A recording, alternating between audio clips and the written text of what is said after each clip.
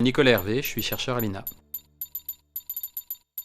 On travaille globalement sur les objets de l'INA, les archives télévision, radio. Ça va de la préservation, de la restauration des contenus, mais également l'aide à la documentation et à l'indexation. Et puis tout ce qui concerne la valorisation de ces archives auprès des différents publics de l'INA, et dont notamment les chercheurs qui accèdent à ces archives pour leurs travaux. Le fait de travailler avec des méthodes numériques sur des corpus qui traditionnellement sont ceux des sciences humaines, c'est la grande famille de recherche qui maintenant s'appelle les Digital Humanities, les humanités numériques. C'est apporter les outils informatiques aux travaux de sciences humaines pour travailler sur des gros corpus.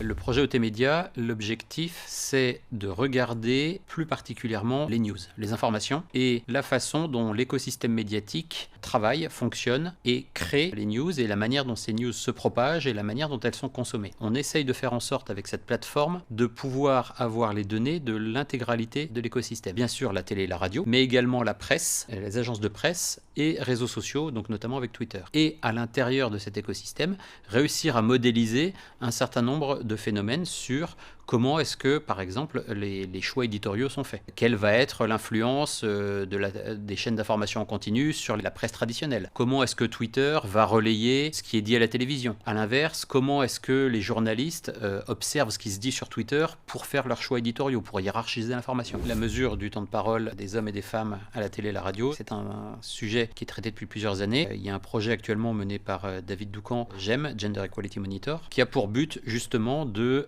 quantifier les temps de parole. Et on sait que les femmes sont moins présentes que les hommes dans les médias. La question étant de pouvoir finalement, à un moment donné, poser un chiffre et dire oui, mais dans quelle ampleur? Est-ce que ça se dégrade? Est-ce que ça s'améliore? Un algorithme a été développé qui est capable de distinguer lorsqu'il entend une voix si c'est un homme ou une femme qui parle. L'intérêt de ces travaux, il va être bien sûr de documenter, de mieux comprendre ce qui se passe, mais là on est typiquement dans un sujet de société qui implique des choix de société, qui implique le politique. Et à un moment donné, c'est le rôle notamment du CSA de faire en sorte que ces chiffres s'améliorent, qu'il puisse y avoir une meilleure représentation des femmes dans les médias. Ces travaux-là sont utilisés par les autorités, par les pouvoirs publics pour essayer de faire en sorte que les choses s'améliorent.